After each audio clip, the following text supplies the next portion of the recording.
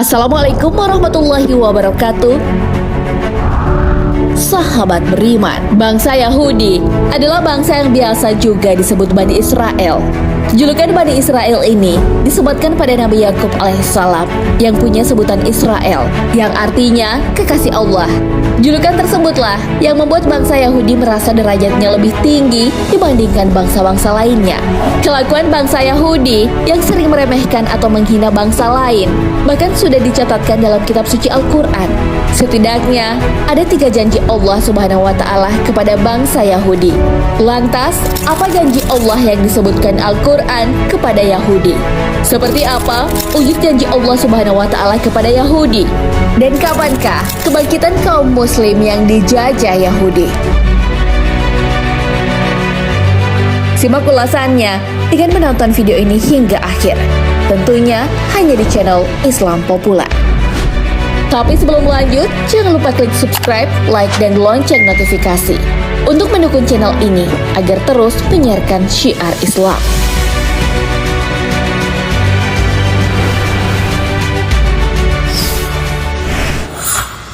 Janji pertama Allah Subhanahu wa Ta'ala kepada Yahudi.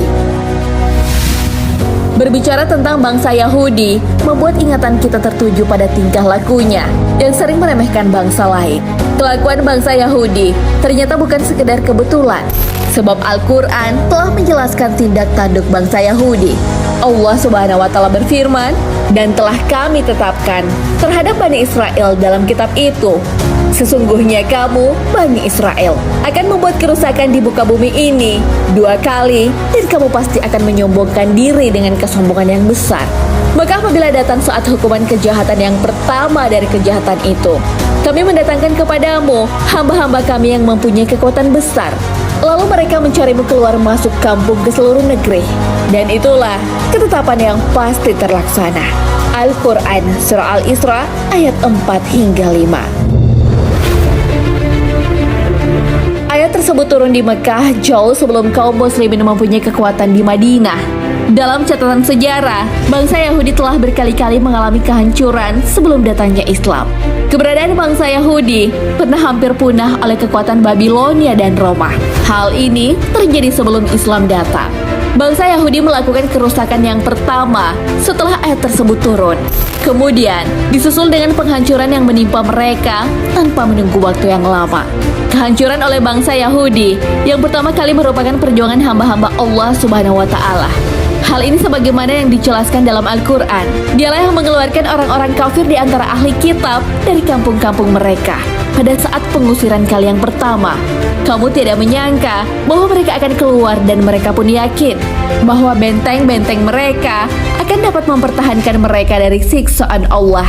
Maka Allah mendatangkan kepada mereka hukuman dari arah yang tidak mereka sangka-sangka.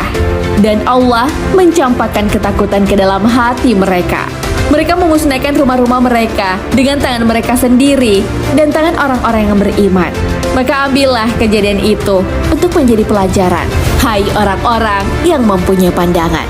Al-Quran Surah Al-Hasyr ayat 2. Pengusiran dan kehancuran bangsa Yahudi yang pertama kali mengakibatkan koloni-koloni mereka tersebar ke penjuru negeri.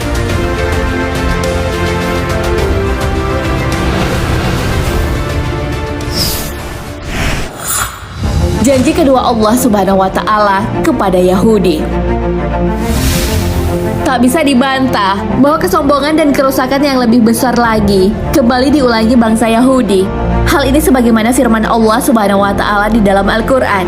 "Kemudian kami berikan giliran padamu untuk mengalahkan mereka kembali, dan kami membantumu dengan harta kekayaan dan anak-anak keturunan, dan kami jadikan kamu kelompok yang lebih besar."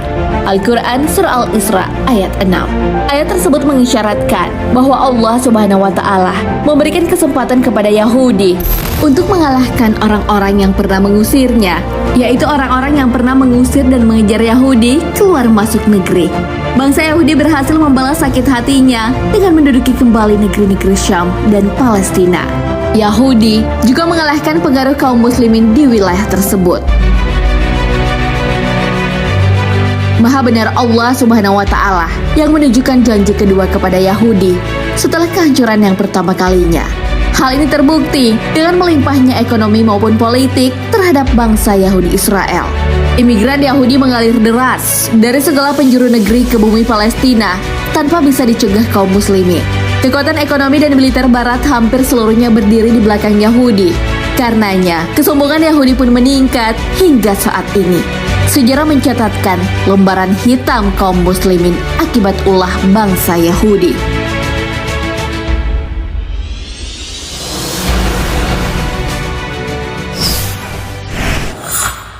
Janji ketiga, Allah Subhanahu wa Ta'ala dan kehancuran Yahudi.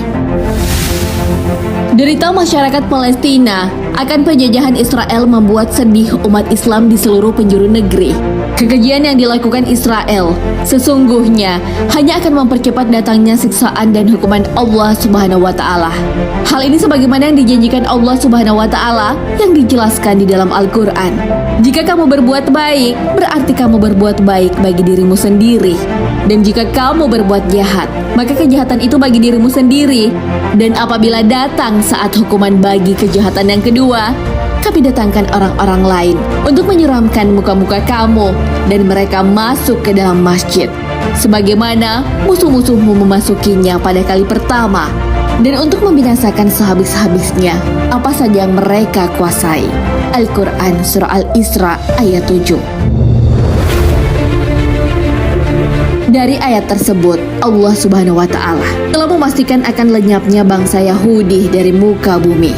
Maha suci Allah Subhanahu wa Ta'ala yang telah memberitahu kepada kaum muslimin akan memasuki kembali Masjidil Aqsa.